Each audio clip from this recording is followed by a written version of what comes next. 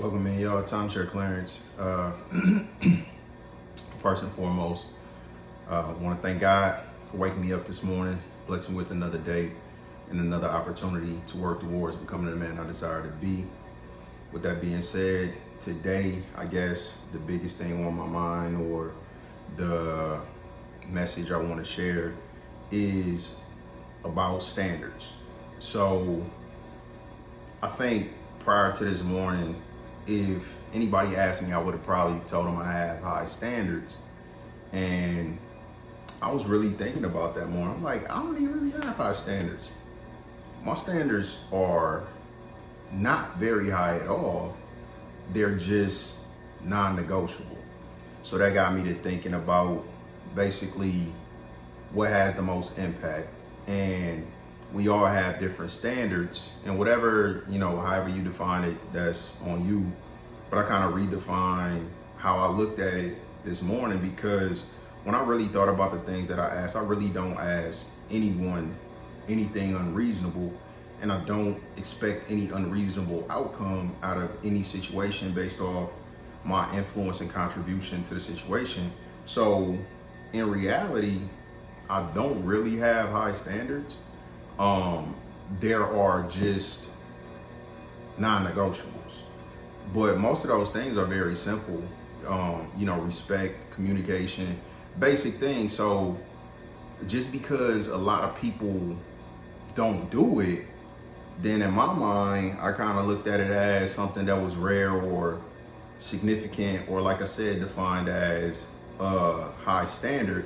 But when I thought about it this morning when I was on my walk, I'm like, I don't even have high standards. And so fast forward, I got done, I did like a recap video, so I won't get back into that. But I had to hold myself accountable with my standards, and not just having them be so flexible that I don't do it, but more so than trying to establish or maintain a set of high standards, actually making the low standards that I know are priorities and are the things that will contribute to me ultimately becoming who I want to become, and therefore creating the life that I want to have. It's not really high standards, it's low standards. But the problem is I didn't make them non-negotiable. I gave myself too much leeway and flexibility. So it was times where, because they were so small or insignificant or simple, where I didn't prioritize them. So that's today really the biggest shift that I will say I want to apply. I'm trying to be careful about saying what I will and won't do, because again, it's a process, it's a journey, it's an experiment, and I am trying. So, but I do feel like that's a shift in perspective that will give me more motivation, allow me to be more consistent, because I look at it differently now. So my morning routine, I did everything that I need to do this morning, and now I'm ready for work. Mike is still asleep. I'm gonna get him up when I'm done and get him ready to drop them off at the sitter and go to work. But I would have been rushing yesterday, because it was like, I gotta get to work at a certain time. When the reality is, I don't have to get to work at a certain time. I'll get there when I get there.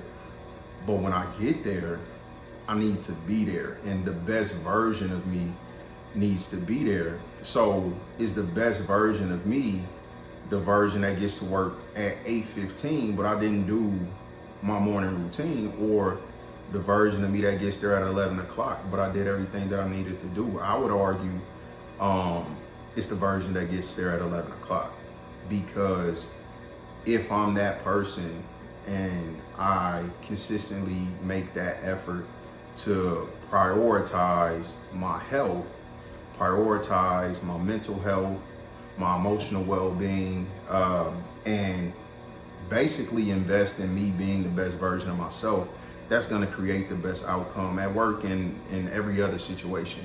So it was a little bit of a reset, and I took a step back. It'll also help me, because the interaction that I have with my kids is very limited. I don't want it to be negative.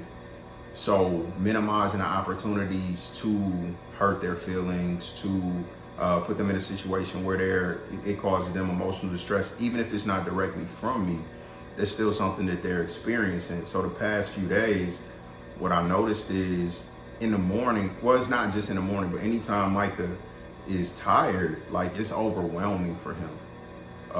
Like to the point where he's extremely emotional and he'll cry. So is it more realistic for me as the parent and the adult to make the adjustment to, one, make sure he gets to sleep earlier, and then that he gets enough sleep so that he isn't put in a situation where he's forced to be in a distressed emotional state, or expect the 5-year-old to grow up, you know what I mean? Like, so nah, for me, when I think about it, I got FMLA and I work a commission-based job, so it don't matter what time I show up. Like, if I sell, I get paid. If I don't sell, I don't get paid. But I just need to be there to take my tour. I don't need to be there for all of the morning meetings and whatever else. When there are trainings and I need to be there early, then now I need to make that adjustment as well to make sure that I make Michael go to sleep early enough to where he does still get enough rest for me to make it to work on time without our morning routine being disruptive and negative for him emotionally, because I don't want to see my son crying, and I can try to be as patient and tender as possible and talk to him and kind of try to explain to him why all this stuff is, but at the end of the day, he's 5 years old and he's feeling emotional distress that's causing him to cry. So I would rather try to make adjustments on my end than expect for him to not do that, or put him in a situation to cause him to start his day off negative, where he's crying and he's frustrated. So yeah, I'm going into work late today and I don't feel no kind of way about it. I have FMLA. I'm going to take advantage of, and I won't even say take advantage, I'm going to utilize the resources that I have to take care of myself and my family to the best of my ability. And sometimes I'm gonna need to go in late. Sometimes I'm gonna need to get off early. So with all of that being said, back to the point is the standards, the way that I speak to my children, you know, the things that I do. It's simple as drinking water. Ain't no excuse not to drink a cup of water when I wake up. That should be a non-negotiable. Ain't no excuse not to do it. So things that I know I need to do today, more than any other time in my life, I realized it's not about having extraordinary standards. It's making sure the ones that are important, the things that are a priority for me to invest in, that those things become non-negotiable. Now, I can't just say I'm gonna snap my fingers and this is day one and I'll never fall off. But I do feel like two things. I need to not just record, but I need to incorporate listening to what I recorded for myself to keep me on track.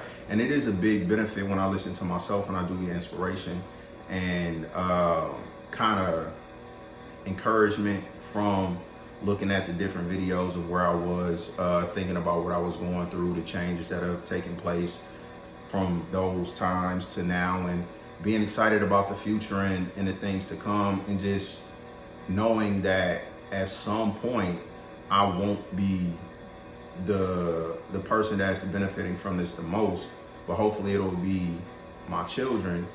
But I am the person that's creating this content as an opportunity to help myself, help other people, reinforce my journey, faith, everything, and just kind of document it, because it's also a testimony, you know what I mean, to see everything that I've gone through. And I know I'm gonna go through more stuff, but to just accept that it's life. We all go through things, and it's not what happens to you, it's how you respond to it. It's what you do, it's the effort you put in, the seeds you plant. That's the best analogy, the seeds you plant. The seeds you plant are what's gonna grow in your life. Now, other people can plant seeds in your life as well, so you have to be careful about the people you interact with and who you have in your circle. But ultimately, like, I'm at peace with the outcome. I do not know what the story will be. I always think about something that one of my close friends told me a few years ago, Dennis, and he just told me, man, the story of your life is not written completely, and you don't really know what chapter this is. So, at the end, if it turns out a certain way, and this is really just, getting started chapter 4, the story, it's a lot more of the story to be written than that's already done. And that's what I control. I can't go back and change the story and all. So it's a lot of stuff that I think about, and a lot of situations that, and relationships, conversations that have provided a lot of value to me to grow and progress as a man. And it's a lot of people. So I really am going to prioritize, first and foremost, not compromising on me investing in my long-term health, physical, mental, and spiritual well-being. And I probably put this out a long time ago, but the foundation or the pillars of my thought process, or how I live my life, or how I want to live my life, really all come down to, first and foremost, faith. So faith, then fitness, because if you don't have your health, it doesn't matter how much desire you have to do certain things if you don't have the ability to do it. So faith first, my health, fitness next. Then I'm transitioning because before I would have said family, but now I feel like it's more so my purpose, right? That I need to focus on growing into my purpose and starting to not benefit from it, but invest in my purpose. Then is my family and finances. Like, money matters. So to not lose sight of any one of those things on any given day or in any given situation, that I need to keep my faith, need to be there. I need to make sure that I am focusing on and prioritizing my health. I'm standing in my purpose and investing in my purpose. Appreciating and investing in my family and my relationships with my family. And I'm doing something to position myself financially to have the type of freedom and flexibility that I want to have in the future. So for today, and I'm gonna wrap this up in a second, like, I just really got back to, hey, I got all of this stuff that I know I need to do that I haven't been doing, and it's not really hard to do. It's just things that are easy to do are also easy to not do. So the same way it doesn't take a lot of effort to do 40 push-ups, because every time I kind of find myself in a rut or in a valley, then I can revert back to where I started when this whole thing started. I know I can do 40 push-ups. Like, I might not be able to do 60. At some point I got up to the mid 80s, and I might not be able to do that right now. Now, can I say with certainty I can't? Because if my life was on the line, I'm pretty sure I could knock out at least 60. I don't know if I could do the 80, but I know I can do 40, and that's the standard. The 2.5 miles in the morning, that's the standard. So do my walk, do my push-ups, do my dips, squats, planks, stretches, all of these things that only take me a few minutes to do each one, if it even take that long. Because some of the stuff like dips, at this point, I'm only doing one set, and I know it'll increase because it's the saying, consistency creates intensity. So it's develop the consistency first and then increase as I go along. But I've been neglecting to even do the simple things. So back to the point, lower standards, but they have to be non-negotiable. They have to be set in stone. It cannot be a choice. It cannot be a day where it's like, I forgot to pray. That's the first thing that I'm supposed to do in the morning after I get up and do my personal hygiene. It might need to be the first thing I do before I even do that, but at the point is it has to be done, and there's no excuse. And even if I forget in the morning, I have my prayer on. I say the same prayer every day. It's written out.